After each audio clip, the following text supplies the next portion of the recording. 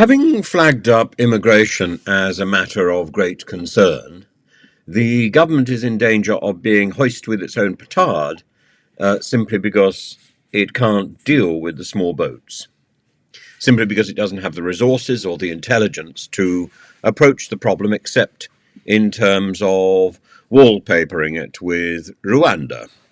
And there's if you check things like the Africa Voice and so on, international journalists, they talk about the new hostile policy and how after Brexit there was a huge wave of advertising, millions of pounds, says Professor Chris Imafidon, the chair of excellence in education.org.uk,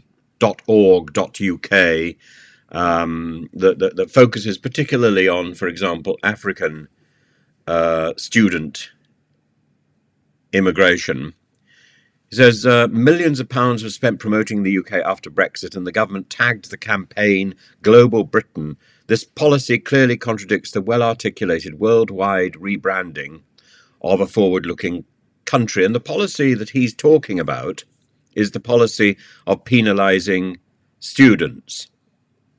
And he points out by saying the king is the son of a Greek migrant. The prime minister and 6 senior ministers are children of migrants. Therefore, why is this country pursuing such an extreme anti-foreigner policy while benefiting from the rich talent and energy of foreigners? There is a distorted belief that migration is not a net contributor to the economy. It's a fundamentally flawed emotional or electoral argument that ignores the obvious economic and other gains. The economic cost of this new policy is a massive 41.9 billion, and this is based on the latest figures from Universities UK International. It's hostile, it's repulsive, it's ill-advised. I entirely agree with all of this. The Migration Agency Committee, indeed, said that the student visa limitations which are currently being pushed through are an act of self-harm. The crackdown on the 2-year graduation visa is an act of stupidity. Of course it is. Survation is a polling organization that conducted a poll a few days ago, and it found that these policies were judged by ordinary people polled to be bad politics. The poll suggests that the public doesn't support the attack on foreign students. The public accepts, in other words, that foreign students, make contributions to our society, and many of them return home. And when they go home, they act as ambassadors for our values. They boost business. They work as staff for the NHS, for hospitality. The net economic benefit that they bring is £37 billion to our economy. Yet they are an easy target. Why? Because I established, I hope, some time ago, that the Home Office is essentially a lazy, second-rate organisation run by lazy managers and encouraging a lazy civil service to operate in a dilatory fashion over a very wide range of issues. It's spread too thin. That, at least, we could say in defence. But equally, it's been given a get-out-of-jail-free card with the hostile environment. You don't need to do anything. Keep these people in hotels. You don't need to process anybody. That sends the message that Britain is not really open for business to foreign people coming to our shores, whether they are economic migrants, quote, refugees, quote, or whether they are foreign students, battening off our incredibly important and wonderful education system. Well, it's it's taking a nosedive, much like our celebrated NHS barely surviving.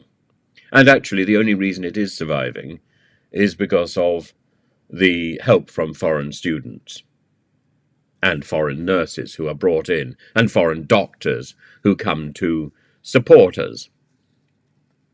66% of that Salvation study, of that Salvation poll, say that the study visa is useful, that the 2-year current visa, the current graduate visa, should indeed not only be kept, but should be extended. Only 2% of those polled think that attacking students might be a way to tackle the high immigration crisis, and only 1% think the government is right to focus on that. Now, of course, we've been here before, and that's what I was about to say a few minutes ago. We've been here before with Mrs. May. Mrs. May targeted students when she was in charge of the Home Office because she knew her ministry was controlled by lazy individuals, and because she had encouraged that laziness, she knew that students were ripe for plucking. Why? Because they were well documented. Their documentation was laid out in front of us. We only have to click our fingers, and they're a very obedient group. You don't have to go out into the streets to find them. They are available. They are fully documented in university roles, in student roles, and so on. Easily accessible. All you have to do is find the error in their paperwork, and that's generally quite easy to find as well, and generally an assumption. There will be minor errors here and there, oversights, but as we know, if the oversight is done by somebody that the systems want to attack, it's very easy to find. If the oversight is made by, let's say, an ex-Chancellor of the Exchequer, well, just feed some more horses and put him out to run Littlewoods. He doesn't even need to do anything there, just cream in the money. Or Baroness Moon, as long as she keeps quiet, she can threaten whoever she wants. I want to threaten this person with libel because I got so much money and moved it into an offshore account, and somebody found out and blew the whistle. Libel! They're ruining my reputation. Madam, your reputation is so low, you might as well be on a street corner touting for business. No. It's got to do with documentation. Students are so well documented, they are an easy target.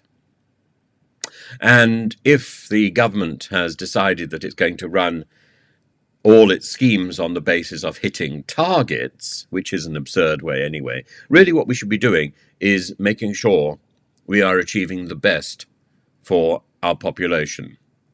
Hitting a target is ticking a box, isn't it? And if I'm just one of a target, the chances are that I'm going to die under some sort of surgical knife. Because I become a statistic. I'm not important.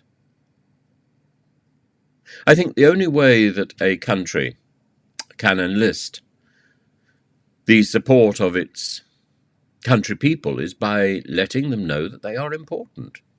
If we are reduced to a statistic, we are not important. We are interchangeable. And I'm afraid that's the position we're in. Are we going to get any better? Are we going to be more personable if a Labour Party is in power? Somehow I think not, because this is the easier route. It's about ease. It's about laziness. And so, the public can see that this is erroneous. And when it comes to the attacks on foreign students, the public can understand the situation better than the government. No surprise there. But the value is that given the research and the entrepreneurial benefits that bright graduates, whether they are indigenous graduates or foreign graduates, bring, not only do they enrich our lives, but they bring money with their inventions, with their ideas, with their hard work, contributing to the greater social fabric of our communities. There are already restrictions on foreign students, on foreign graduates particularly. They can't bring in their family members now. That means that those graduates who are married women particularly, having difficulty coming to study in our country. Offers to study in Canada, in the EU, Australia, the US. I hear about these offers every single day when I'm talking to foreign students who are asking my advice. They're plucked up more readily by prospective students than offers to come here, even if those offers are finally made. And the sluggish, desultory, tardy, dismissive way in which the universities in the UK deal with foreign students and the admissions process is such a misery. And this is after students have paid so much money to participate in our extraordinarily successful EFL, English as a Foreign Language business model. You know, we make so much money out of English. We make so much money out of education abroad. And yet we were trying to destroy it. We're not only trying to destroy it in terms of the foreign student visas, we're now trying to destroy it in terms of the language schools, the foreign language schools on which we're going to be imposing VAT, jacking up the bills there. You know, we are destroying all of this business because the language schools are not state schools, are they? They're private schools. We're going to increase the fees there. And this is another aspect to the plans of Labour. If something is right, you do it because it's right. You don't do it because it's going to make money. No. Is it right to be charging VAT on private education? I don't know, is the answer. Is it right that one group of people should have one sort of education, another group of people should have another sort of education? Well, actually, everybody should have the best education. We should learn from the best, not drag everything down to the worst. If our state education is very good, then actually private education presumably would stop. But private education also deals with this export of foreign education, particularly the language schools. And if we want to destroy what in effect is the income for about, it amounts to more than a third of university income comes from foreign students coming here. If we want to destroy that and break the university model, by all means, make private education almost inaccessible, almost impossible, and destroy not only all that extra tuition, but also all the English as a foreign language and language schools, which thrive particularly in the summers. We've already got the restrictions on family members coming here, as I said, and we are losing the chance to benefit from what foreign students already bring because we're losing the foreign students, and those we retain are treated so dismissively by government departments, by the universities that are raking in money from them, and by ordinary people on the street who are being taught to sneer at them. Universities are struggling to make ends meet with declining numbers, and we are pulling the carpet successfully from under their feet. For what? Ideology? Brexit? Oh, come on.